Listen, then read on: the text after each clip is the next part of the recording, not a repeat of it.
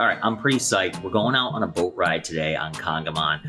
We've got Dan Richton, who is a local expert on this lake, who's going to take us around on his boat. I think this is his last trip of the season. He'll talk to us about just some differences of buying a lake house versus non-lake house and why having somebody who's truly an expert is super important. So I'm really excited to learn about that stuff as well. So come on with me. We're going to go over meet Dan in Southwick. We'll start off in Southwick and go take a look at Congamon. Oh, looks like Dan's down here at the dock getting the boat ready for us.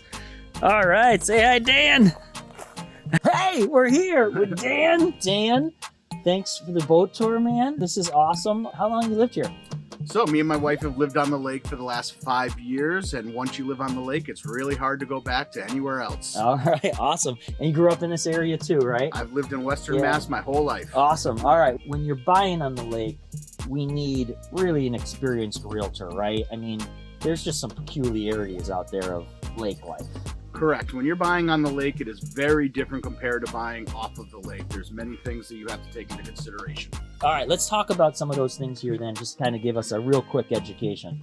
Awesome. Here we go. All right. So when you're looking for a property on a lake, there's a lot of different things that you do need to consider. It's very different when then purchasing a normal property. Things to consider are the value of the property, the future value of the property. That's for the property itself, but you also need to think about, your property lines and if you're okay being close to neighbors, variances needed for different projects. Different things you need to think about too is if you're okay being in an elevated property or do you need to be lower down? Are you okay going up a flight of stairs to go in and out of the water? Some properties are waterfront, but also some are just water view and do not actually have lake access. You do need to think about those things. What's the difference between having dock rights and being a part of an association or being direct waterfront yourself and having a dock space for your personal use? One of the things that I run across a lot, and maybe you could confirm or deny this, but it seems around lakes, the properties are split up a lot. So I've got a little strip of land from my house to get to the water.